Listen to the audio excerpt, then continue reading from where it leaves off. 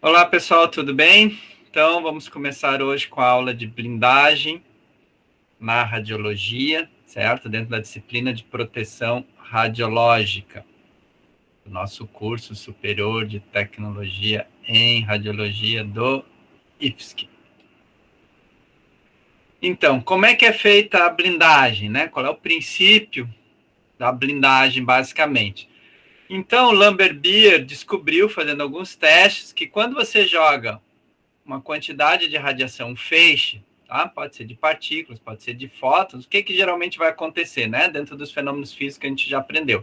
Pode espalhar um pouco, ou seja, a radiação bater e voltar, né? Retroespalhamento, espalhamento para trás ou espalhamento para os lados. Pode ser absorvido pela espessura desse material, espessura X, ou seja, ser absorvido pelos fenômenos Compton, fotoelétrico, radiação de Bremsstrahlung, característica, etc.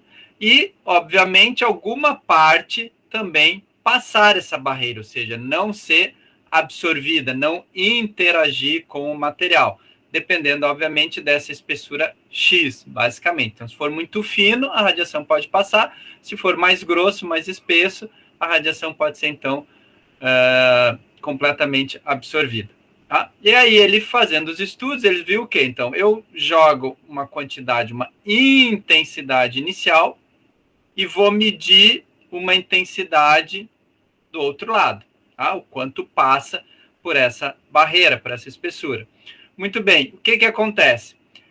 O Lambert Beer descobriu o seguinte, quanto maior a espessura, menos radiação chega do outro lado. Perfeito. Mas ele viu que isso, primeiro, era uma equação exponencial, então, quando ele foi colocando a radiação e aumentando a espessura, então ele tinha 1 centímetro, 2 centímetros, 3, 4, foi fazendo o desenho, né, foi marcando os pontos no gráfico, ele viu que era uma exponencial. E que com materiais diferentes, ou eventualmente energias diferentes, essa exponencial também era diferente. Então, ele viu o seguinte, que existia alguma constante, algum fator aqui que era alterável, né, com as características do material. E esse fator alterava, então, a exponencial, a curvatura da exponencial.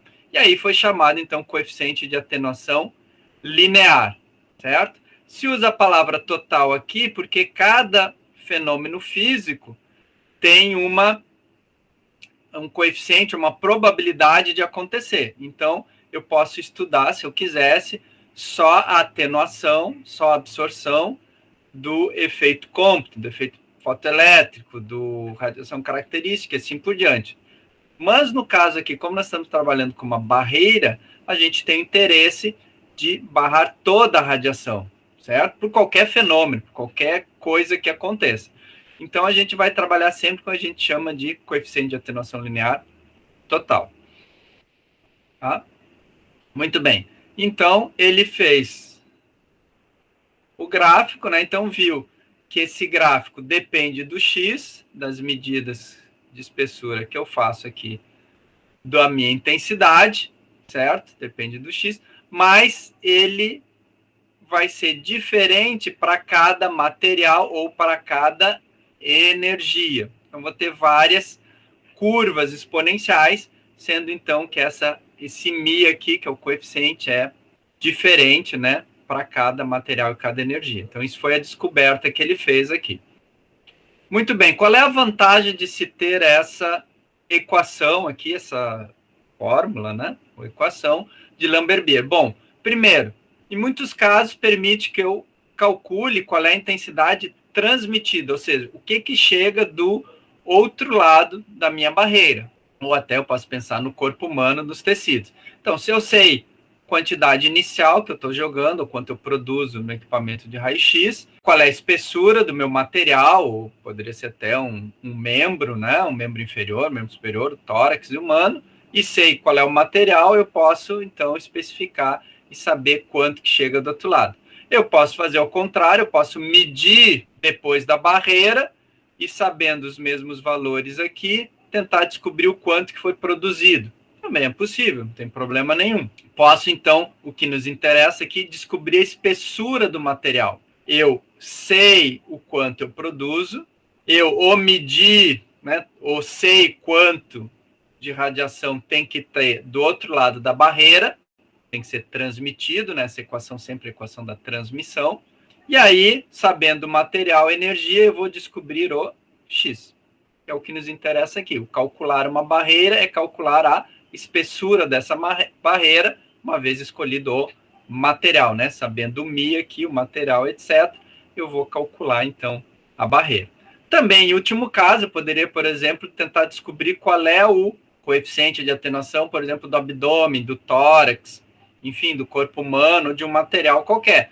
Ora, seria a mesma coisa. Eu sei o quanto eu produzo de radiação, eu meço de um lado da barreira, meço do outro, sei a espessura dessa barreira, que no caso que poderia ser só uma placa de metal, para justamente descobrir qual é o Mi, qual é o coeficiente desse metal, ou desse tecido humano, por exemplo, né? Então, poderia pegar um cadáver, alguma coisa assim, e sabendo a espessura lá do membro inferior, do tórax, o que fosse, vejo a quantidade de radiação que eu jogo de um lado, quanto eu meço do outro, e com isso eu poderia calcular o coeficiente de atenuação linear de um tórax, um abdômen, o que fosse.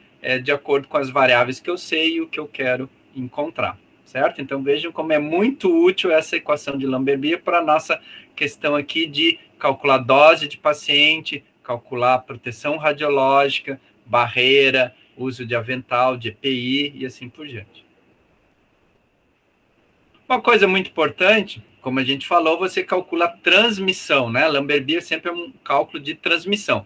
Então, se eu quiser saber o quanto é absorvido, poderia ser a dose no paciente, por exemplo, então eu pego a quantidade inicial e diminuo do que foi transmitido, que é calculado pela Lambert-Beer. Sempre lembrando que o total produzido, que é o I0, que é o 1,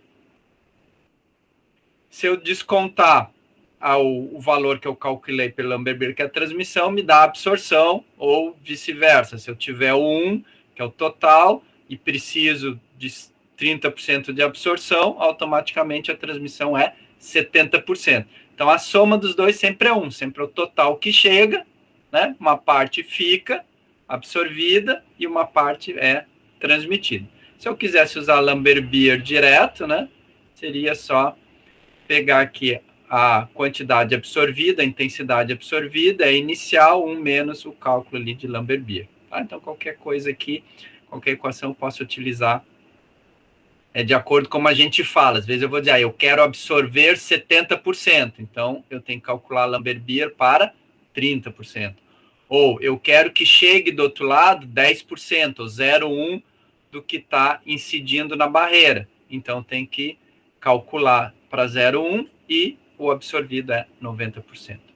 Então, o Lambert-Beer fala que o I é igual, a saída é igual a uma entrada, que a gente chama de zero, de inicial, exponencial de menos lambda, menos Mi. Esse Mi, ele é o linear, embora que nem sempre se use o L, tá? Porque olhou o Mi, já sabe que é Mi. Esse Mi também é uma função de energia, tá? No próximo slide aparecer. É função de energia, ou seja, não é um valor fixo, é um valor que depende da energia, e vezes a espessura. Então, o que acontece? No cálculo de barreira, a gente vai trabalhar com números, vai chegar e dizer assim, olha, eu tenho 100 miligraus, 100 miligraus, e esses 100 miligraus, pela regra, tem que se transformar, por exemplo, em 1 miligrau. Então, eu vou trabalhar com números dessa ordem. 100 miligraus, 10 miligraus, 50 miligraus tem que ser transformado em 1 miligrau, por exemplo, atrás da barreira, ou depois da barreira, ou no corredor onde essa barreira está protegendo. Muito bem. Então, eu vou ter que calcular qual é o valor do X. E aí, eu vou ter que usar o valor da energia e daquele material. Então, vou pegar chumbo para 120, 140 kV, que é a energia máxima da radiação X. E aí vou usar um número lá, 0, sei lá, 0,03 vezes x. Muitas vezes a gente vai usar isso. Agora, eu posso chegar e dizer assim, não, olha, na realidade o que eu preciso é 1 sobre 100. Né? Se eu passar os 100 para aquele lado de lá. Então, se eu passar o 100 para esse lado aqui, ele vai ficar, então, 1 sobre 100, né? O miligrei é a unidade, não preciso me preocupar, é igual a exponencial de menos 0,03 vezes o x. Então, o que acontece? Algumas vezes a gente vai trabalhar com números, então posso pensar lá, como eu falei, o I absorvido é igual a I0 menos o I transmitido. Então, posso pensar, chega a 100, tem que chegar do outro lado, transmitido 1, automaticamente o absorvido é 99. Outra coisa que eu posso dizer é o seguinte, que 1 sobre 100 é 1 centésimo, certo? Ou é 1%. Então, vale aquela outra equação que diz que a absorção é igual, por exemplo, a 1 menos a transmissão. Logo, a 1 menos 0,01 tem que ser igual a 0,09. Ah, então, se eu estou usando números absolutos, números grandes, 100, 200, tem que chegar a 10, tem que chegar a 5, tem que chegar a 9, eu posso usar isso daqui. Se eu estou usando percentual ou decimal, aí eu vou dizer que a soma... Aqui está errado, pô, ninguém me corrige, que está errado. Chegar a 99. Se eu estou trabalhando com percentual, então a soma dos dois, 0,01 mais 0,99, tem que dar 1. Aí a gente vai aprender ainda no cálculo, o que acontece. Então, eu tenho esse 0,01, que tem que ser igual a exponencial de menos, por exemplo, no meu exemplo aqui, 0,03 x. E aí eu aplico o logaritmo, daí que eu também vou falar depois ali, logaritmo natural de 0,01, que dá um número, é igual a Desculpa, agora já não vai mais exponencial porque eu tirei o logaritmo. É igual a menos 0,03x. Automaticamente você tira esse logaritmo, vai dar menos alguma coisa, porque o x sempre é positivo, então vai dar um menos alguma coisa igual a menos 0,03x. Passa o 0,03 dividindo aqui, o x, então, é esse logaritmo, por exemplo, desse nosso exemplo aqui, 0 dividido por 0,03. Pode apagar aqui. Tá? Então, é assim que funciona. A gente vai aprender direitinho com a calcular e depois, para ser mais bonzinho com vocês, eu dou uma planilha do Excel que calcula tudo. Você só tem que dar os valores ali, ele faz esses cálculos para você. Logaritmo 0,01 menos 4,6 dividido por 0,3,03. Então, o x aqui daria algo como 153,5, se alguém quiser ainda precisão. Então, nessa conta aqui hipotética que eu fiz para reduzir praticamente 100 vezes aqui, de 100 para 1, uma radiação que o coeficiente do material aqui para aquela energia que eu escolhi é 0,03, eu preciso 153 o quê?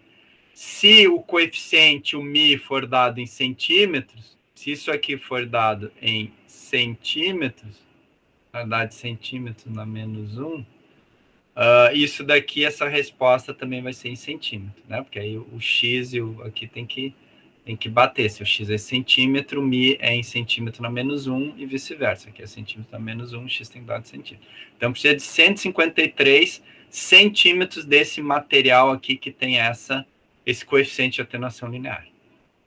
Então, está aqui calculado a barreira, a espessura de um material que eu escolhi, sei lá, foi chumbo. Não é chumbo, porque chumbo não daria tantos centímetros, né? Mas tudo bem. Que reduz 100 vezes aqui, de 100 para 1, a quantidade de radiação. Tá? A gente vai fazer bastante continha, tá? Vocês vão fazer, ter bastante atividade com conta. Mas para, de repente, elucidar melhor, eu expliquei. O coeficiente de atenuação linear, ele possui o valor do coeficiente para uma energia, porque cada energia tem um valor diferente, tá? A gente já vai ver nas tabelas. Então, como na radiologia você tem um feixe polienergético, ou seja, de várias energias, desde 20 kV até 70, se for o seu máximo, 90, 110, se for o máximo, tem todos os valores de energia, por causa da radiação de Bremsstrahlung. O que acontece? Ou você calcula a taxa de transmissão, a quantidade de transmissão, a equação de Lambert-Beer para cada energia, ou pelo menos por uma energia de 20, de 30, 40, 50, até 70, 80, ou você pode fazer de forma conservadora a energia máxima. Por quê? Porque se você garante que para 100 kV você vai reduzir 50 vezes, ou 2% a 3%, a quantidade de radiação que sai do outro lado, vai absorver 90%, 95%, se a energia desse feixe, ou se a energia que estiver passando ali for menor daquela que você calculou, com certeza o coeficiente vai ser maior, então ele vai atenuar mais. Então, se eu garanto para a energia máxima 90% de redução, com certeza, para uma energia menor, eu vou ter 92, 95, 99, até praticamente quase 100%. Certo? Então, quando a gente calcula para um feixe polienergético, normalmente o que a gente faz, a gente de forma conservadora, pega o valor máximo, tá, daquele feixe. Inclusive, por exemplo, no equipamento radiográfico convencional, você usa até 120, vai fazer um tórax, um abdômen, paciente obeso, você vai usar até 120, 130 no máximo. Mas, na média, você está usando exames, fazendo exames na faixa de 70, 80, kV, 90, por aí. Mas o que você vai fazer? Quando você calcular a barreira, você vai dizer, não, vou calcular para quando eu fizer um exame de 120, 130 kV, a barreira vai garantir que só vai passar 1%, 2% da radiação. 99% vai ser absorvido, se eu precisar. Ou não, pode ser que eu precise só reduzir 90%. Ok, 10% passa. Mas eu já calculei para maior energia. Automaticamente, quando eu fizer um exame de 40 kV, 50 kV, essa redução que eu estava garantindo para 90%, 95%, isso aí vai ser praticamente 100%, 99%, 100%. Então, eu estou tranquilo com relação a isso. Eu estou protegendo as pessoas do outro lado da radiação, porque eu estou sendo conservador. Eu estou fazendo uma barreira maior do que eu preciso. Mas é sempre bom lembrar isso, que eventualmente, pode ser por qualquer motivo, eu possa precisar fazer, por exemplo, 2 energias, de repente, tá? Se eu quiser calcular, eu uso muito 70 e 120. Eu vou calcular a barreira para 70, ou para 120, ou para os dois, enfim. Mas, no geral, é sempre energia máxima. Bom, uma coisa importante que a gente usa em blindagem, em barreira, é o conceito de camada semi-redutora, ou camada desredutora, ou seja, qual é a espessura, a camada, que atenua 50% da radiação, e automaticamente deixa passar 50%, que em inglês é HVL, Health Value Layer.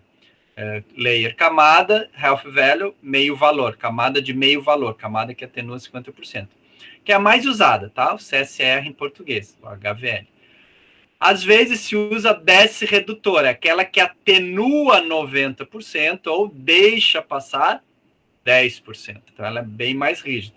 A relação entre elas é que uma camada desredutora vale 3,3 camadas semi-redutoras. Ou seja, se eu pegar 3 lâminas de camada semi-redutora e mais um pouquinho, equivale a uma medida da desredutora. Isso é só para converter uma na outra, por exemplo. Então, isso daqui, como a gente fala, né, lembra meia-vida.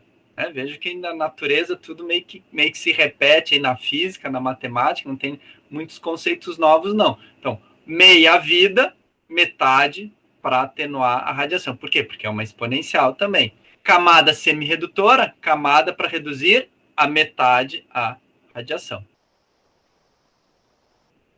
Então, tá aqui, camada semi-redutora, ou HVL, Half Value Layer, tá? Então, é um material que, com uma determinada espessura, que eu vou calcular, que é o valor da CSR, que é variável também de acordo com o material e energia, consegue reduzir a intensidade à metade. O CSR depende do Mi e o Mi depende da energia.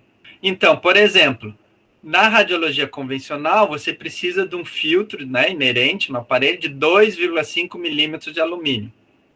Então, o que acontece? Se eu colocar uma placa de 2,5, essa quantidade de radiação cai à metade, porque ela é uma camada semi-redutora. Para aquela energia, ela divide a radiação ao meio, chega à metade da intensidade. Se eu colocar outra placa, eu não vou matar a outra metade, tá? Isso é aquelas pegadinhas de livros, de livrinho lá de passatempo, né? O pessoal fala, se eu tirar metade, se eu tirar outra mais a metade, eu fico sem nada. Não, na verdade você diminui a metade. Se você colocar uma outra placa, por isso que eu botei as placas separadas, para dizer, se eu botar uma outra placa, o que eu vou medir? É a camada que reduz a metade do que chega. Chegou sobre 2, a metade sai 1/4 do original. Aqui é 4. Se eu colocar uma outra placa, sai 8. Tá? Então isso é importante. A camada semi-redutora divide a metade. Se eu usar 2 camadas, é 2 vezes a metade é 100%? Não. É a metade da metade. A terceira camada, metade da metade da metade, 1/8. Igual a meia-vida. A meia-vida também. Meia-vida, tempo para diminuir a metade. Ok. Passou uma segunda meia-vida, mais o tempo necessário para metade. Bom, metade da metade, 1/4, e assim por diante. Isso é muito importante a gente ter ideia. Outra coisa, chega um ponto que se eu colocar mais e mais camadas aqui, não adianta muito. Por quê? Porque eu já reduzi 99%. Falta 1% para reduzir. Possivelmente eu vou reduzir o quê? Metade desse 1%. Aí vai ficar 99,5%. Aí eu boto mais uma camada. Vai reduzir quanto? Metade do que está faltando ali, de meio, 0,25. Então, no início, sim, você tem 100 de radiação chegando, uma camada 50, aí você bota uma segunda camada 25, uma terceira camada 12,5, 6,25, 3, 1,5, aí gera 75, ou seja, você diminui a metade do que você já conseguiu reduzir. Só que se você pensar no todo, puxa, eu tenho 100, chegou 12%, e outra coisa, 12% é muito, porque se eu tenho o 100% é pouca coisa, 100% vale 1, a 0,12 não é nada. Agora, se é 1.000, 120 é muito. Então, tem que ver numericamente quanto que eu tenho que reduzir. Mas só que chega um ponto que eu estou com 99%, então não adianta eu ficar gastando e botando mais camadas, porque eu vou ter um ganho mínimo ali. Então, continuando aqui, CDR, que é o camada desce-redutora, né? Ou 10th Value Layer, camada de décimo valor, de valor décimo, né? De 1/10, enfim. Tá? É aquela que deixa passar 10%, absorve 90%. De novo, a camada desce-redutora, vamos ver aqui, depende do Mi, que depende da energia. Então, por exemplo, um avental de chumbo de 0,5 milímetros. Ele absorve 10%, desculpa, ele deixa passar 10%, absorve 90%. Então, a passagem aqui é 1/10 do que chegou. Se eu colocar um segundo avental, professor, eu preciso vou usar 2 aventais. Não, beleza, você vai chegar a 1% do que foi emitido. Vai dividir por 100. Então, agora tem que ver se 10% do que chega já não é uma quantidade de radiação muito pequena. Não, precisa mais? Tudo bem, então eu vou usar um segundo. Vai baixar para 1%. Será que eu preciso 0,1%?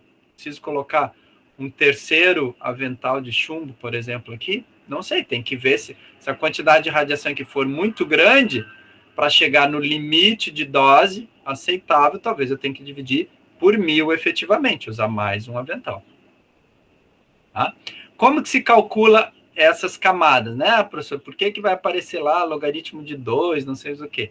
Então, a ideia é o seguinte, bom, eu tenho uma quantidade inicial de radiação e, do outro lado, transmitido, eu tenho que ter a metade.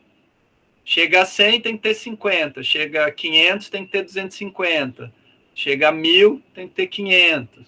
Chega a 300, tem que ter 150. Enfim, a ideia é que chegue a metade do que é jogado na parede ou na blindagem. Muito bem, então I0 eu posso cortar com I0 ali, né? Ou seja, esse resultado aqui, todo dessa parte, tem que ser igual a 0,5. Se eu aplicar logaritmo natural, eu tiro o E, né? Quando eu aplico o logaritmo natural, o E deixa de existir, fica só o expoente, menos mi x de 1/2, que a gente chama. Logaritmo natural de 1/2, de 0,5, é menos 0,693, né? Daí esse meio pode, esse negativo corta com negativo. Então, para mim achar a camada semirredutora, é como se eu pegasse o coeficiente de atenuação linear, invertesse ele, pegasse né, o oposto dele e ainda pegasse, tipo, multiplicasse por 0,7 aqui, 70%. Então, 70% do inverso do coeficiente de atenuação linear é a minha camada semirredutora. Ou ao contrário, se eu tenho o valor da camada semirredutora, né, se eu trocar, então se eu pegar o 0,69 dividido pela camada, me dá o coeficiente de atenuação linear. Então, de um vai para o outro, de outro vai para um. Que equivale, quem lembra da meia-vida e do coeficiente de desintegração, é exatamente a mesma coisa. O coeficiente de desintegração gera, ou de decaimento, gera a meia-vida, e a meia-vida pode ser calculado o coeficiente de desintegração, ou de decaimento. Tá? E é o mesmo logaritmo de 2. Para a desce-redutora, basta, então, de novo, eu tenho uma quantidade inicial que chega na barreira e eu quero que chegue 1/10 do outro lado. Só 1/10, ou 0,1, ou 10%, chegue do outro lado da barreira. Então, de novo, I0 eu posso cortar, aplicando o logaritmo natural desse 0,1 ou desse 1/10, vai me dar menos 2,3. De novo, posso cortar o menos. Automaticamente, a camada desce-redutora é 2,3 dividido pelo coeficiente de atenuação linear. Então, por isso que a gente usa essa equação aqui, geralmente 0,693 dividido pelo mi dá a desce-redutora, ou HVL, né? Mas como chamar HVL, que é o padrão internacional, né, em inglês, HVL. Do mi, eu consigo saber qual é a camada semirredutora, ou seja, com aquele coeficiente de atenuação linear, qual é a espessura que me dá 50% de atenuação, certo? Então, vejam como tem muita equação, tem exponencial, mas no fim a gente consegue trabalhar com coisas mais simples aqui, por exemplo, como essa equação. Então, está aqui, por exemplo, para 50 kV, o chumbo tem esse coeficiente de, tem essa camada semirredutora, 0,06 milímetros. A camada desce-redutora, basicamente 3 vezes essa daqui, né? Claro que está um pouco arredondado aqui, 0,17, né? Daria ter que dar 0,18, um pouquinho mais. 70 kV já é o 0,17, então olhem só a função da energia e a camada semirredutora. Com 0,17 milímetros de chumbo, eu bloqueio 90% de um fóton de 50 kV, mas só bloqueio 50% de um fóton de 70 kV.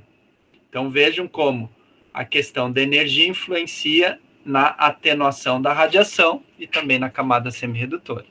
Por isso que se eu calculo barreira para uma energia, ela não funciona, se a energia for maior, para outra energia. Bom, eu posso usar 6 milímetros de chumbo, ou eu posso usar 4 milímetros, 3 de concreto. Então, veja que eu preciso muito mais espessura de concreto para a mesma energia. Daqui está mostrando que materiais diferentes têm coeficientes de atenuação diferentes. Se eu quiser saber mais ou menos quando é que eu consigo reduzir com 15 milímetros de chumbo, tá? Daria reduzir 90% e passar só 10%. Essa tabela mostra, então, justamente variação de energia, muda o coeficiente, automaticamente muda camada semiredutora e desredutora. Mudei o material, chumbo para concreto, mudou camada semiredutora porque mudou o coeficiente. Aqui tem a emissão do ouro radioativo, cobalto, césio, né? Só para ter uma ideia. Esses números são tudo já mais ou menos tabelado. Bom, vocês sabem que o mid-L varia com a densidade do material. Claro, quanto mais átomo eu tenho, mais denso, mais fenômenos físicos podem acontecer. Então, nas tabelas que a gente encontra por aí, geralmente você vai ver o coeficiente de massa, que é o coeficiente linear dividido pela densidade de quando foi feitos os experimentos e os cálculos. Assim, fica mais fácil, né? Geralmente é apresentado dessa forma, fica mais fácil a gente ter uma única tabela para usar com qualquer tipo de concreto, qualquer densidade de concreto, qualquer densidade de chumbo, o alumínio, o que for. Ou ossos, por exemplo, né? Por causa da osteoporose, então eu posso corrigir a densidade do osso que eu tenho em relação às medidas que foram feitas. Por quê? Porque eu tenho coeficiente em massa. E se eu quero e preciso para Lambert-Beer o coeficiente linear, porque eu tenho que ter centímetros para multiplicar por centímetros da espessura, então o que eu faço? Eu pego o coeficiente em massa e multiplico pela densidade daquele material. Por isso que às vezes nos exercícios eu mostro lá, dou para vocês a densidade do material, porque vocês vão pegar esse valor na tabela, que é o coeficiente em massa, que é assim que é dado, e vai multiplicar pela densidade do material que você está calculando ali, ou na atividade, ou na prática mesmo do dia a dia. Então, sempre você vai ver aqui o coeficiente dado μ sobre ρ. Isso aqui é coeficiente em massa. Para evitar problema de língua, se o M é massa em português, em inglês, em espanhol, em russo, em francês, então, para não ter problema, simplesmente bota μ sobre ρ, é universalmente o coeficiente de massa. Depois a unidade aqui, centímetro quadrado, com grama na menos 1, também indica que é massa. Outra coisa importante, a maioria das tabelas vai estar em MeV, tá? Então, se você for calcular para radiologia, 1 vezes 10 na menos 3, isso aqui é 1 vezes, ou melhor, como é menos 3, é dividido por 1000. Então, isso aqui é 0,0001, o quê? MeV, mega eletronvolts. Ou seja, na nossa prática do dia a dia, é para nós 1 keV. Então, aqui é 1,5, 2 keV, 3 keV, aí continua aqui 5 keV, aí aqui 1, 10 elevado na menos 2 seria 100, 1 dividido por 100, então isso aqui para nós já é o nosso 10 keV. Isso é importante, a gente passa, porque a maioria está sempre dada em MeV. Aí depois aqui você já tem 5, e na menos 2 aqui é o 50 keV, 60. Aqui já é 1 dividido por 10, 0,1 MeV. 0,1 MeV é 100 keV. Então a gente mostra aqui, porque é mais comum vocês verem esse tipo de tabela. E aqui 1 exponencial na zero, aqui dá 1 MeV, então aqui é 1 MeV efetivamente. Então veja, eu tenho desde uma atenuação linear de 5 vezes, aqui potência 3, é 1000, desde 5.000 para 100 keV já é 5, então olha, diminuiu praticamente 1000 vezes, de 1 keV para 100 keV. Para 1 MeV já é 0,07. Então veja como vai caindo com o aumento de energia. Se eu vou calcular o meu equipamento, de repente, às vezes não tem nem os 120, 130 que eu uso, tem os 150. Então tá, eu calculo para 150. Eu sou mais conservador, ou seja, em vez de considerar que o meu material tem capacidade de absorver 5, ele vai absorver 2 aqui no coeficiente de atenuação linear, ou seja, ele absorve menos, automaticamente a parede tem que ser mais espessa, é mais protetiva.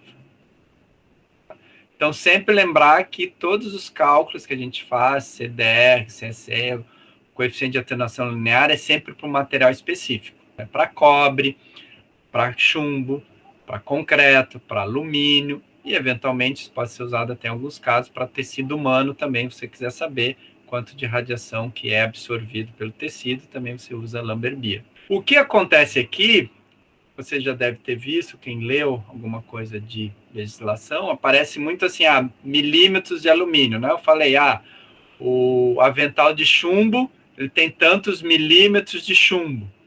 Equipamento radiográfico tem que ter 2,5 milímetros de alumínio de filtro. Por que se usa milímetros de alumínio e milímetros de chumbo? Primeiro, que são os materiais, em geral, mais utilizados, tá? Para blindagem, etc, etc. E segundo, que ficaram como uma referência. O que acontece? Eu digo para vocês lá, eu preciso de... Ou eu calculei 50 milímetros de concreto, 5 milímetros de concreto. Tá, o que é isso? Isso é uma camada semiredutora de concreto? Para que energia? Por que é 50 milímetros, 5 centímetros? No geral, é um número que às vezes a gente não consegue, quem não está acostumado, associar se isso é muito, se é pouco. Agora, se eu digo o seguinte, olha, 50 milímetros de concreto equivale a 2,5 milímetros de alumínio. Aí você, professor, 2,5 milímetros de alumínio eu já ouvi. Isso aí é aquele filtro que vai no equipamento de raio-x, não é? Que para 70, 80 Kelvin reduz metade da radiação. Beleza. Então, você associa o 2,5 milímetros de alumínio a, por exemplo, 50 milímetros de concreto. Então, você sabe, então, se 2,5 milímetros de alumínio funciona assim, e ele é igual a 50 milímetros de concreto, então o concreto vai funcionar do mesmo jeito. Então, a ideia de se usar milímetro de alumínio, ou em algum caso, milímetro de chumbo, porque aí você tem números, a própria legislação diz, olha, você tem que ter um avental de 0,5 milímetros de chumbo. Aí alguém pode dizer, professor, mas eu não tenho chumbo, eu posso usar cobre, eu posso usar alumínio, posso fazer uma mistura de vários metais e fazer um avental para mim que equivale aos 5 milímetros de chumbo, 0,5, né? 0,5 milímetros. Posso. Então, por isso que a gente usa muito milímetros de alumínio e milímetros de chumbo como referências. Então, muitos cálculos, tabelas, tudo vai te dar tantos milímetros de alumínio. Bom, depois eu vejo o que eu preciso de concreto, de tijolo, do que for para executar, seja uma obra ou seja uma outra proteção que eu preciso, um avental, por exemplo. Então, por isso que se fala milímetros de alumínio e milímetros de chumbo. Então, a blindagem efetivamente na radiologia. Então, a gente viu um pouquinho da matemática, da física, para entender como é que é feito. Então, vocês já viram, né, várias vezes, os princípios básicos da radioproteção, a justificação do exame, a otimização, que é da blindagem, e a limitação de dose para o público e para os trabalhadores. Os 3 princípios têm 3 objetivos diferentes. A justificação do paciente, né, do exame, a otimização da blindagem, enfim, dos procedimentos para ter a menor dose, e um valor básico aí para limitar a radiação no público e no trabalhador. Bom, para você chegar nesses princípios aí de otimização, de limitação, principalmente, a justificação também um pouco, você usa as questões de distância, tempo e barreira. Então, se você tiver esses 3 fatores aqui bem trabalhados, você consegue, então, fazer a radioproteção e manter, digamos, a saúde do paciente, do público e do trabalhador. Então, aqui entra a questão da barreira. Por que a barreira é importante na proteção radiológica, que é o que a gente está aprendendo a calcular. Então, para alcançar a limitação de dose, bem como justificar a presença de alguém no ambiente, nós temos que manter a distância. Então, por exemplo, no momento que você tem uma barreira que separa o corredor da sala, você está garantindo isso. E também a barreira pode ajudar na questão do tempo. Então, quer dizer, a barreira é um ponto de encontro de vários princípios e várias formas de se garantir a proteção radiológica. Então, a barreira garante uma distância. Claro, quando você está caminhando no corredor, você não sabe o que tem do outro lado. Tá? Você é um que está trabalhando, está no corredor, ou está numa sala, sentada de espera, um consultório, não sabe o que tem do outro lado. Mas, por exemplo, quando você tem um biombo dentro da sala de radiologia, seja, por exemplo, numa fluoroscopia, numa hemodinâmica, ou quando você tem o biombo, por exemplo, na mamografia, isso lembra que você tem que ficar atrás dele, lembra da distância, lembra, de repente, de tempo, né? Então, a própria existência da barreira, você usar um avental como barreira, te lembra essas coisas. E que, olha, por que eu estou usando avental? Poxa, porque tem radiação aqui. Então, quanto menos tempo eu ficar, quanto mais longe da fonte de radiação, e assim por diante. E claro que a barreira tem o objetivo de limitar a dose. A gente calcula a barreira para ter a menor dose nos ambientes. O cálculo de barreira começou lá em 61, a gente lá em 59 começou os estudos. Em 61 saiu o relatório, né, o Report 26 do NCRP, que é a Comissão Nacional de quem? De que nação? Dos Estados Unidos, de proteção radiológica. Tá? Então, o NCRP fez todas umas regras e um processo de cálculo. Então, ele definiu que existiriam barreiras primárias e secundárias, até hoje, né, é usado esse conceito. Teria um fator de ocupação das áreas, que isso é muito importante. Então, aquele corredor, aquela sala de espera, o consultório, como é que é ocupada essa área? Sempre tem gente? É um depósito que nunca aparece ninguém, quando aparece vai lá, abre a porta, pega alguma coisa, fecha e vai embora, então uma vez por semana, como é que é? Tá? O fator de incidência da radiação, a gente também vai explicar. Ou seja, a radiação sempre bate naquela parede, se não bate naquela parede, não preciso proteger, por exemplo. Aí, por questões de cálculo, as pessoas trabalhariam só 40 horas semanais, né? Só por uma questão de cálculo, facilitar, né? Porque é um número mais redondo, 48. Desenvolveu gráficos, então vocês não precisam, em alguns casos, calcular. Embora que hoje com o computador até o celular faz conta, eu não precisaria me preocupar em fazer contas. Eu poderia, com alguns números, olhar o gráfico e achar as curvas, tá? E fez as equações. Então, isso foi o primeiro relatório, o primeiro protocolo de cálculo de barreira. Depois, em 76, veio o relatório dito 49, também da NCRP, né? Desenho de blindagem estrutural para avaliação de uso médico, radiação X e tal, até 10 MeV, né? Então, vejo que dá até para a radioterapia que daria para calcular, medicina nuclear, etc. Então, foi feito alguns ajustes, né? Embora em 1976 não existia ainda a tomografia, estavam recém-desenvolvendo, tomossíntese mamária, enfim, radiologia digital, um monte de coisa, tá? Dados de ocupação também não foram alterados, enfim. Mas era o que se usava até há pouco tempo aí. Tá? Até quase uns 10 anos atrás era o Report 49. Então, toda vez que você fazia um cálculo de blindagem, você usava o Report 49. Por que o ICRP, que é a Comissão Internacional, não fez um relatório sobre blindagem? Porque esse da NCRP é tão bom que eles não precisaram fazer. Eles não, usa o que os caras já fizeram, não vamos inventar a roda de novo para dizer a mesma coisa que eles já disseram. Então, o Report 49 era o usado. Depois saiu o 147, né, em 2005, que basicamente manteve quase tudo que estava lá, fez alguns ajustes pequenos, tá, mas o modo de calcular tudo é igual. Tá? E ainda assim, não tem muita coisa sobre como calcular tomografia, PET, CT, por exemplo, que tem emissão de radiação, tomossíntese mamária, ou mesmo torácica, ou outra, tá? Só que, assim, o procedimento que é feito lá, embora seja para raio-x, né, facilities, né, seriam plantas ou fábricas, enfim, ou locais que usam raio-x médico, você pode usar o princípio de cálculo para qualquer coisa. Você pode ajustar para o odontológico, pode ajustar para tomografia, pode ajustar para medicina nuclear, tá? O processo de cálculo basicamente é o mesmo, vocês vão ver que é relativamente simples, né? Tem umas contas matemáticas, uma coisa, mas a ideia por si, por trás, é muito simples. Então, você pode usar em qualquer lugar. A radioterapia é um pouquinho mais chata. O princípio seria o mesmo de cálculo, mas a radioterapia tem algumas coisas, por causa da alta energia, que ela é um pouquinho mais chata, não é tão fácil de calcular assim em blindagem, tá? Mas para o raio-x convencional, mamografia, uma tomo, é tranquilo. Quando se reclama que não tem dados, ou enfim, ela não abrange a tomografia, esses relatórios, é porque na parte de raio-x, convencional, mamografia, algumas coisas assim, eles têm tabelas prontas de valores lá que você pode usar.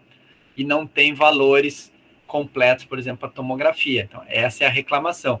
Mas esses valores vocês podem obter. Quando a gente fizer os cálculos, eu vou explicar, vocês podem ver. Tudo bem, o relatório não traz a tabela da radiação da tomografia, mas eu posso pegar isso no meu serviço, eu posso facilmente adaptar o que está lá no relatório 147 para a radiologia, eu posso transformar para tomografia rapidamente, bem simples, tá? Então, o fato de não ter essas informações não é exatamente algo ruim, tá?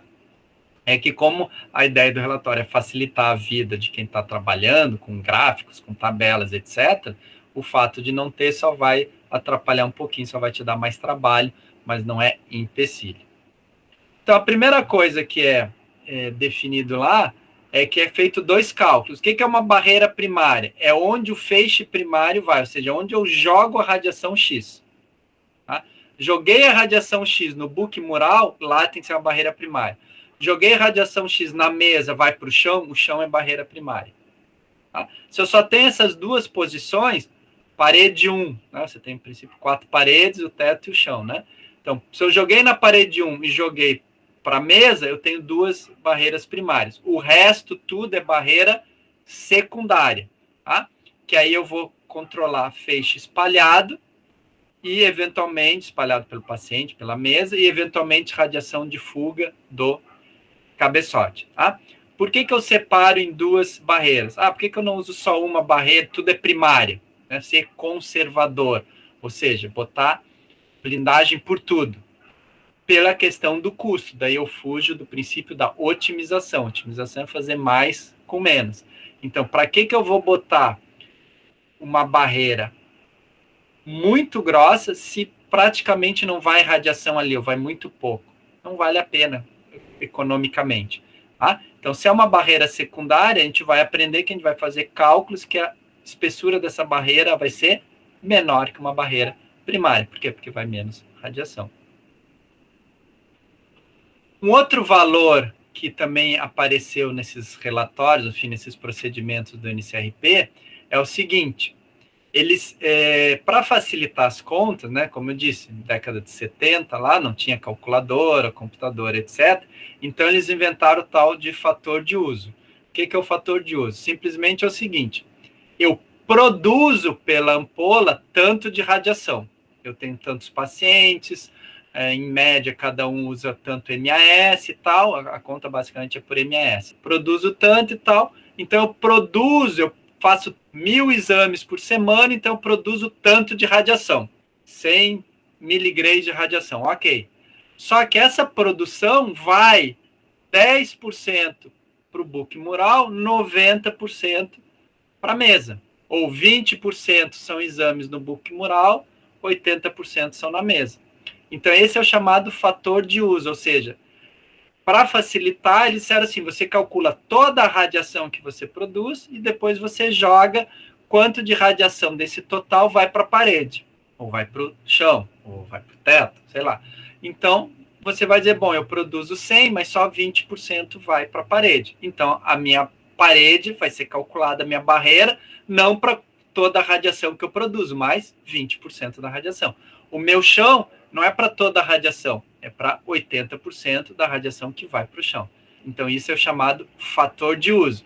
Para quê? Porque daí eu tenho um número de produção de radiação e eu jogo com o fator de uso para dizer quanto de radiação entra naquela barreira para ver quanto é transmitido. Então, por isso, quando a gente diz lá na Lambert-Beer qual é o I0, quanto chega de radiação, então vou dizer, produzo 100 miligramas, mais 80 miligramas é o que chega no chão. 20 miligramas é o que chega na parede do book mural. Então, esse é o I0. Quanto que tem que ter no corredor? 1. Reduzir de 20 para 1. Quanto tem que ter na sala de baixo? 1. Reduzir de 80 para 1. E aí eu vou calcular a espessura da barreira. Então, onde é que seria a barreira primária aqui? Por exemplo, no escritório, Então, o chão aqui poderia ser uma barreira primária. Depois a gente vai comentar por que é ponto de interrogação, se é realmente isso aqui é um ambiente de trabalho, é um ambiente de público, eu tenho consultório, como é que eu trato esse ambiente aqui, tá? Se ele é público ou se ele é trabalhador, que são as duas diferenças. Então, uma sala de espera. Bom, se eu não tenho book mural aqui, não existe book mural aqui do lado, por exemplo, então, e toda a radiação vai para baixo, essa parede aqui pode ser uma parede secundária.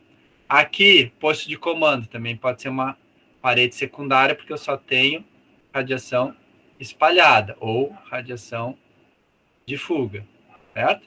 Então, eu tenho que, vendo o meu serviço de radiodiagnóstico, a planta, o desenho dele, eu vou escolher. E a radiação secundária, barreira secundária, então eu vou calcular para a radiação espalhada pelo paciente, pela mesa, e a fuga de cabeçote.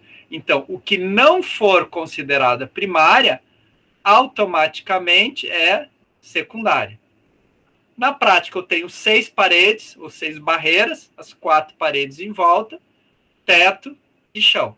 6. Normalmente eu tenho uma, eventualmente 2 paredes, que são primárias, tá? Ou barreiras primárias, normalmente 2, book mural e mesa, ou chão e parede, e o resto é secundário.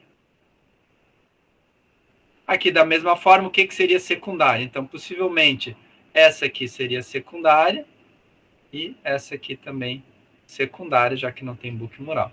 Tá?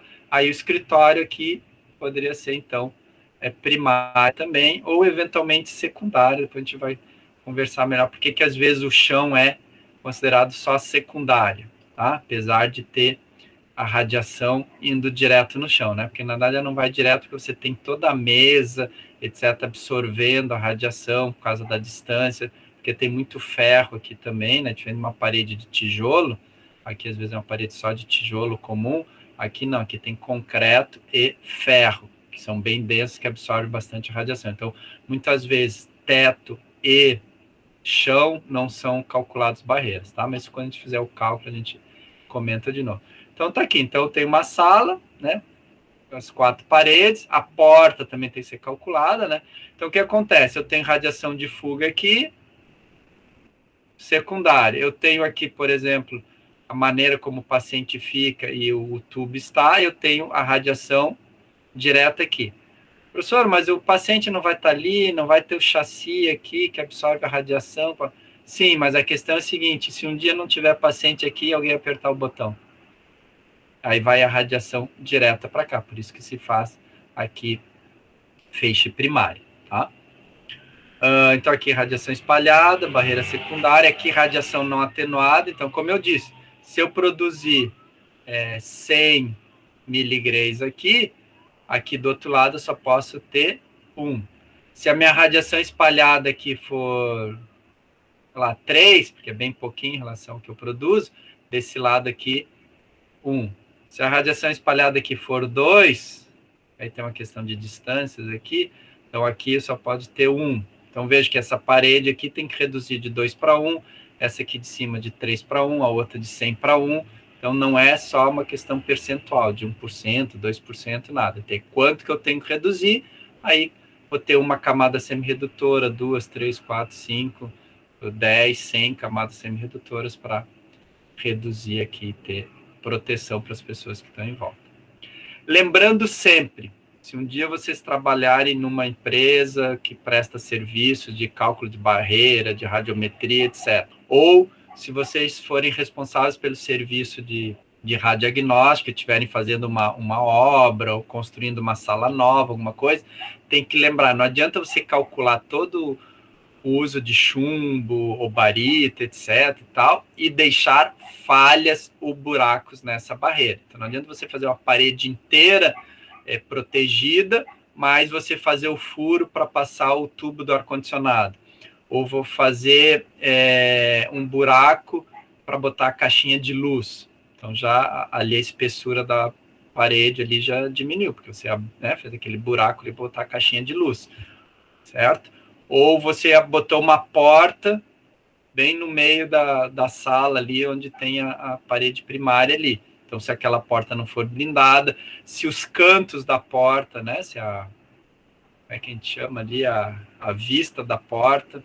Se tiver folga na porta, a maçaneta da porta, também não adianta a porta ser toda ela blindada com uma lâmina de chumbo, aí você abre um buraco para passar a maçaneta ali, a trava da porta, tranca. O que acontece? Você de repente vai recortar o chumbo ali para poder botar toda a fechadura, pronto, perdeu a blindagem. Então, tem que sempre lembrar que a barreira tem que ser contínua, não pode ter falhas. Qualquer emenda, a radiação passa, tá? Senão não tem sentido você fazer a blindagem se você deixar um furo.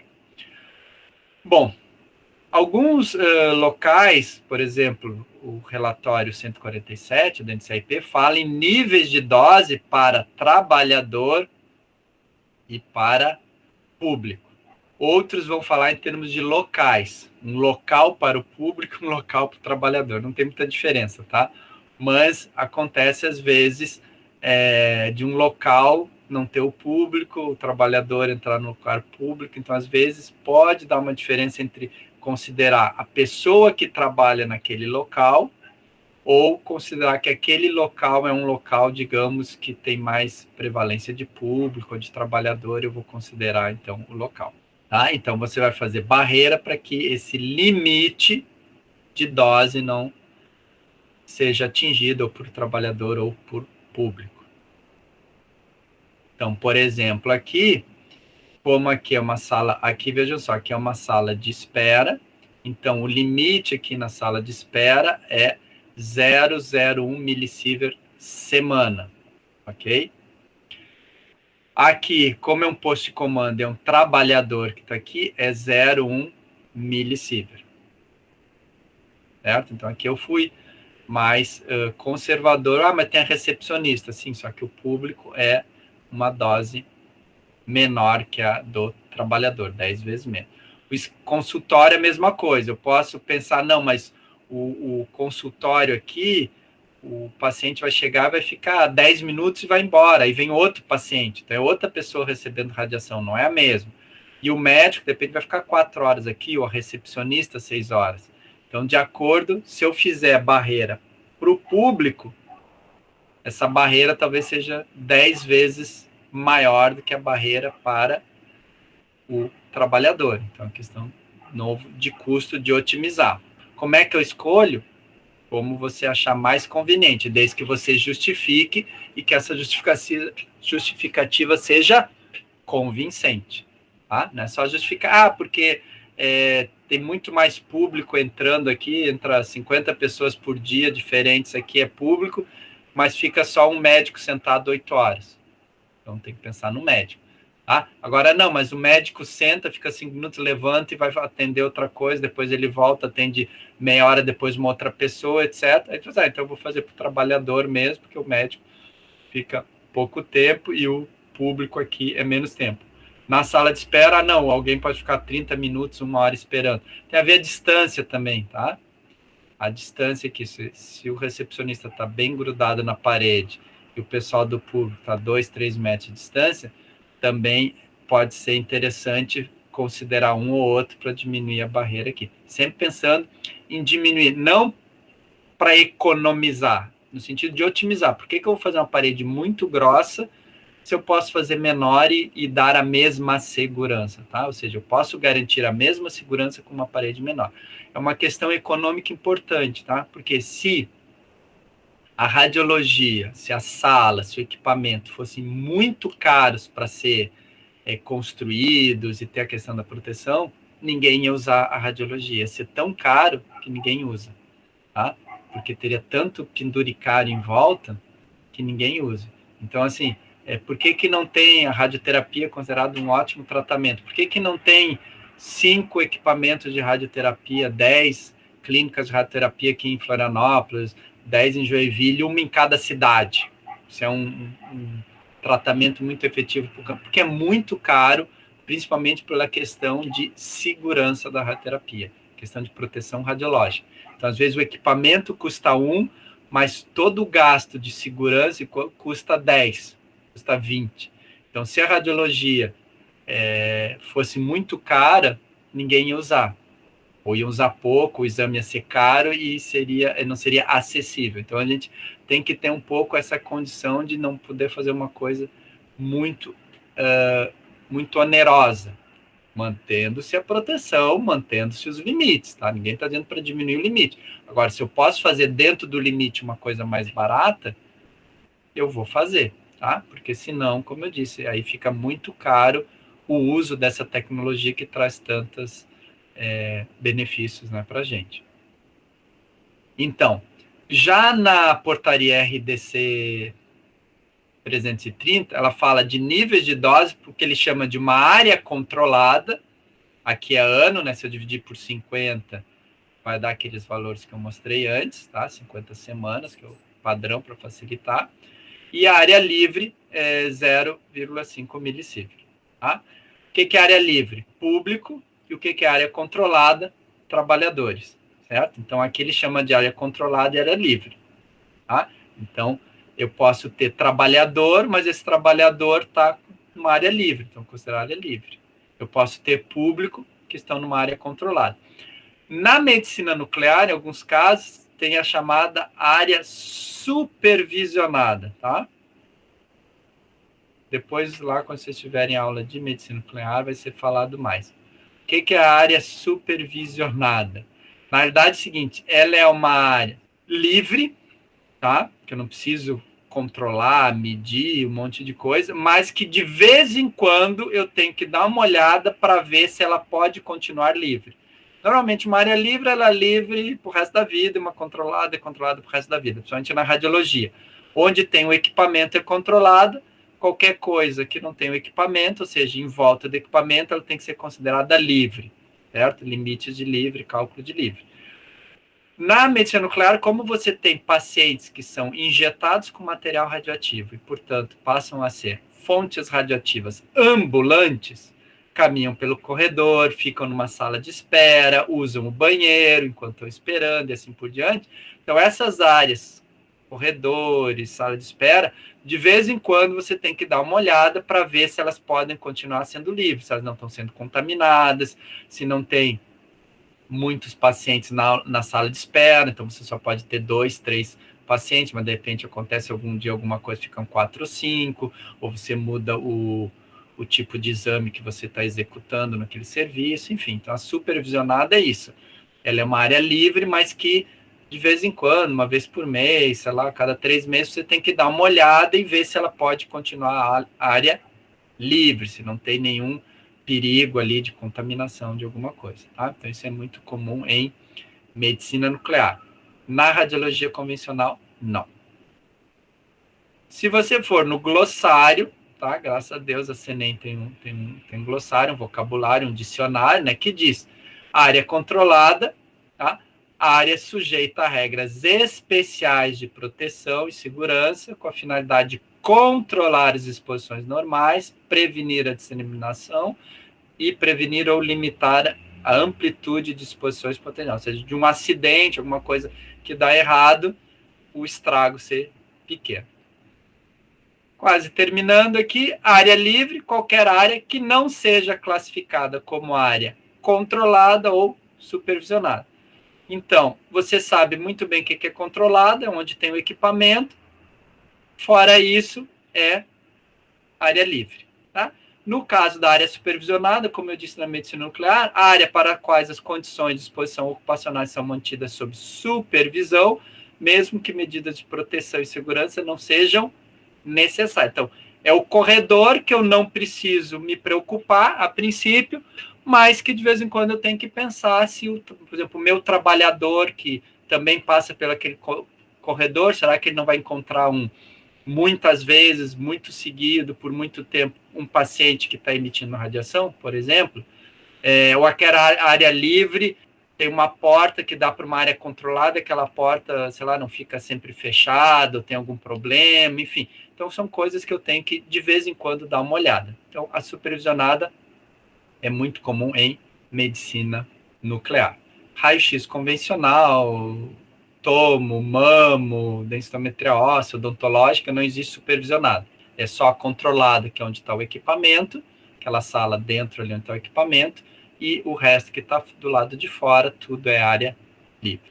Última revisão para terminar. Então, radiação primária que sai do cabeçote, aquela que a gente utiliza para fazer imagem. Radiação espalhada é a radiação que durante a interação mudou de direção, normalmente acompanhada de decréscimo de energia, ou seja, a diminuição de energia, diminuição de intensidade, espalhou pelo paciente, pela mesa, pelo book, enfim. Radiação de fuga é a radiação que sai do cabeçote, fugindo do cabeçote, não blindado pelo cabeçote, menos, é claro, o feixe útil. Feixe útil é radiação primária. Isso que é o feixe útil. Radiação secundária é espalhada mais a radiação de fuga, certo? Então, que é espalhada pelo paciente, pela mesa, mais a radiação de fuga, é a radiação secundária, que vai ser a blindagem secundária. Por isso a palavra secundária e radiação primária. MAS, produto, fator, corrente e tempo, em segundos, você já sabe, que isso é o exame que a gente faz, mas como esse número, quando a gente for calcular a blindagem, é um número normalmente muito grande, então, para diminuir um pouquinho, a gente multiplica isso aqui, divide por 60, e a gente trabalha com miliampere minuto. Então, eu produzo tantos miliamperes minuto de radiação por semana. Normalmente, os cálculos são feitos por semana. Então, isso é um conceito que é uma grandeza, digamos assim, que a gente vai usar bastante para calcular. Professor, por que não usa segundo? Só porque dá um número muito grande. Então, ao invés de eu trabalhar assim, 3.000 miliamperes segundo de produção da radiação durante uma semana, eu vou trabalhar com 50, né? 3.000 dividido por 60. 50 miliamperes minuto. Então, fica um número menor para multiplicar, para dividir, etc. Então, a gente usa muito miliampere minuto, só para não dar um número muito grande. Ok, pessoal? Então, por hoje era isso. Tá? A gente continua na próxima aula com mais coisas sobre cálculo de blindagem e depois aula prática de cálculo efetivamente. Ok? Até mais.